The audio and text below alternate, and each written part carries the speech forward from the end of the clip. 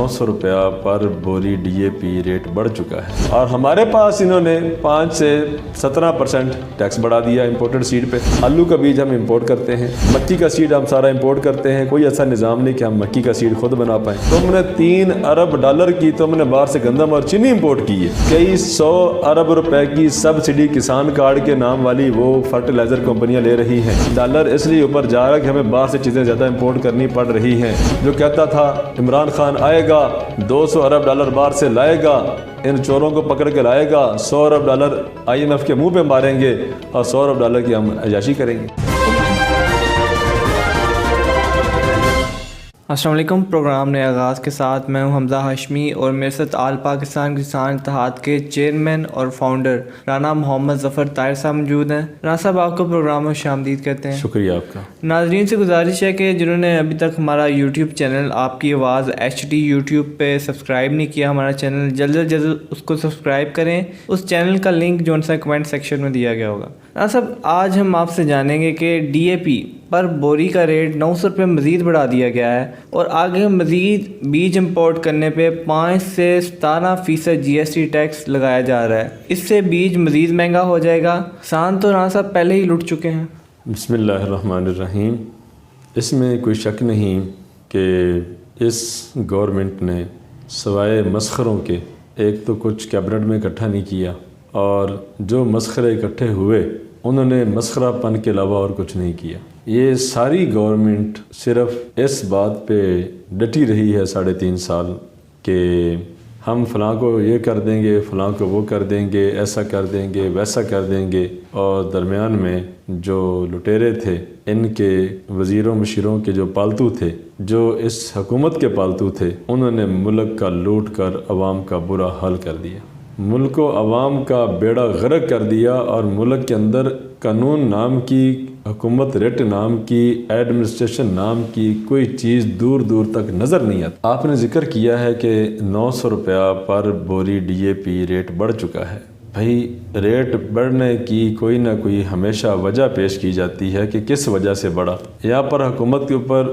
अवाम के ऊपर टैक्स लगाए जा रहे हैं, उनकी कोई वजह नहीं बताई जा रही। अवाम के ऊपर बेजा महंगाई का बोझ डाला जा रहा है, उसकी कोई वजह नहीं बताई जा रही। हालांकि हमारे आइन कानून में लिखा है कि अगर आपने किसी चीज़ पे 5 रुपये भी टैक्स लगाना है तो उसकी वजह लिखनी पड़ेगी कि किस वजह से लगाया जा रहा है।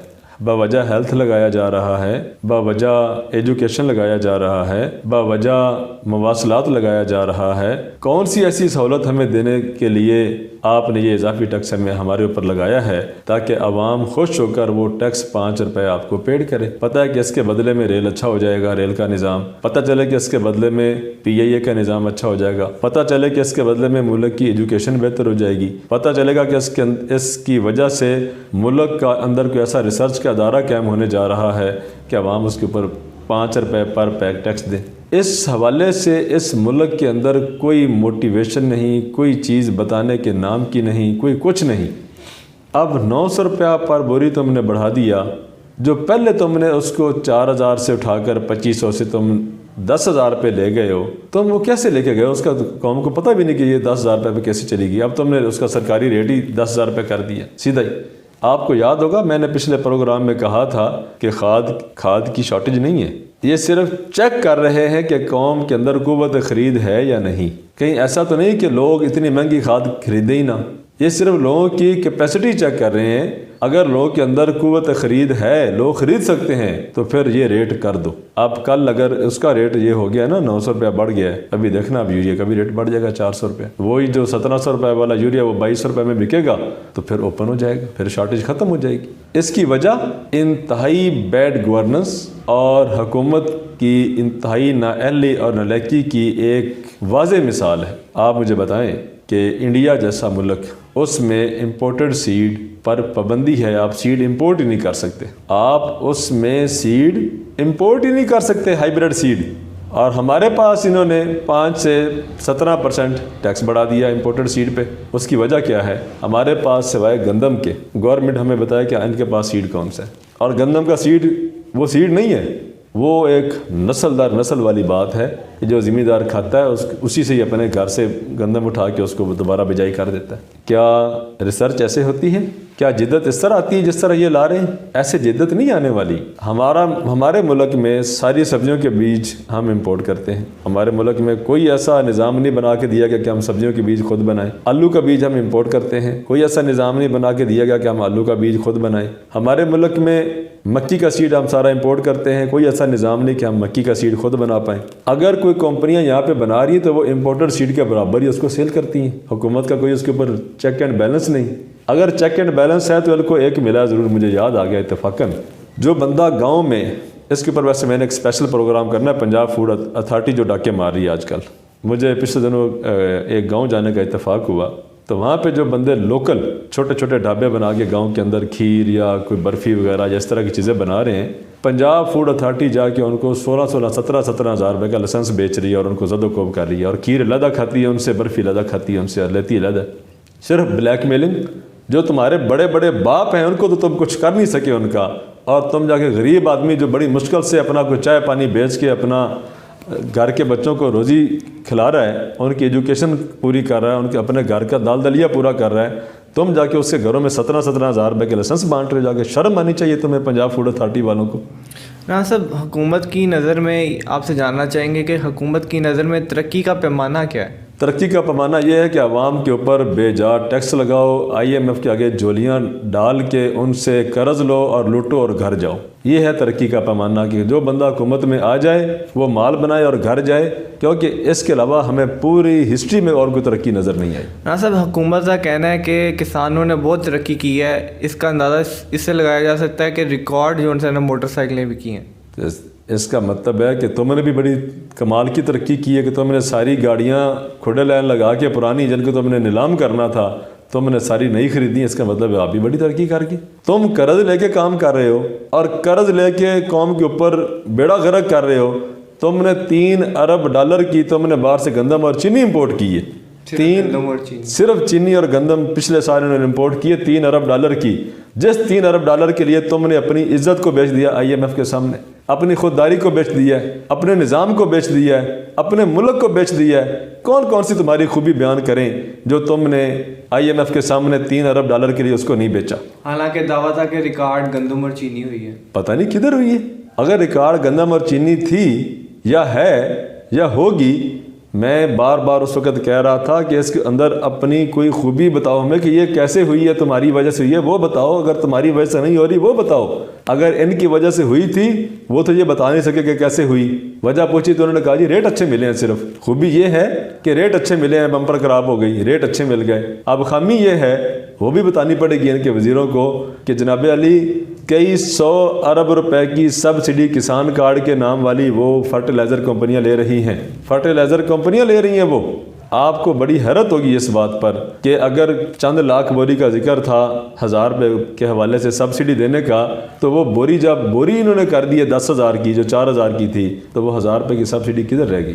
صاحب، اس ملک پہ بڑے بڑے برے وقت آئے ہیں، لیکن اتنا برا وقت نہیں آیا کہ ہم گندم اور چینی باہر کے ملک سے امپورٹ کریں۔ حمزہ صاحب، آپ اس بات کو ذرا نوٹ کریں۔ میں نے ذکر کیا کہ $3 ارب کا مطلب یہ ہے کہ 560 ارب روپیہ، 518 54 یعنی 540 ارب روپیہ، 540 ارب روپیہ انہوں نے اگر کسان کو زرعی ٹیکنالوجی کے حوالے سے دیا ہوتا ریسرچ سینٹروں کو، تو ایوریج پروڈکشن بڑھتی، گندم کی بھی بڑھتی، گنے کی بھی بڑھتی، آلو کی بھی بڑھتی، مکئی کی بھی بڑھتی، سبزیوں کی بھی بڑھتی۔ جب فصل کسان کی زیادہ ہوتی، آٹومیٹک مارکیٹ میں ریٹ بھی کم ہوتے، مہنگائی بھی کم ہوتی، عوام بھی اچھے طریقے سے لے کے کھا سکتی۔ جب تم نے حشر ہی یہ کر دیا ہے، جب تم نے حال ہی یہ کر دیا ہے کہ تم نے وہ پیسہ ملک کا اٹھا کر، غریب عوام کا پیسہ اٹھا کر تم نے غیروں کے حوالے کر دیا، اور عمران خان صاحب تم الزام لگاتے ہو کہ ہمیں ڈالر اس لیے اوپر جا رہا ہے کہ ہمیں باہر سے چیزیں زیادہ امپورٹ کرنی پڑ رہی ہیں۔ آپ اپنے 3.5 سالہ دورے حکومت میں بتائیں مجھے، آپ وزیر اعظم بننے سے پہلے تو کسانوں کے دھرنوں میں چلے جایا کرتے تھے، اور آپ نے جا کے ایک بڑا ڈونگ اور ڈرامہ کیا آپ نے اٹک میں جا کر، اور ایک ڈرامہ آپ نے کیا وزیر اعظم ہاؤس میں کسانوں کو، اور وہ جو کسانوں کے چور لیڈر ہیں ان کو بلا کر کہ جناب علی کسانوں کے لیے یہ کرنے جا رہے ہیں، اور یوریا پہ سبسڈی اور DAP پہ سبسڈی اور فلانا اور یہ وہ۔ ابھی تم نے ایک راشن احساس راشن پروگرام شروع کیا ہوا ہے کہ ماہانہ 1000 روپیہ. مجھے بتائیے آپ، اللہ تعالیٰ معاف فرمائے، کہ کوئی بھی عزت دار بندہ 1000 روپیہ سبسڈی لے گا اپنے راشن پر، جا کے بتائے گا کہ میں فلاں محلے سے آیا ہوں، یہ میرا شناختی کارڈ نمبر ہے اور مجھے میرا مہینے کا 15,000 روپے کا راشن جاتا ہے، آپ مجھے 1000 روپے اس کے اوپر سبسڈی دے دیں. مجھے بتائیے قوم کو تم کہاں لگا رہے ہو؟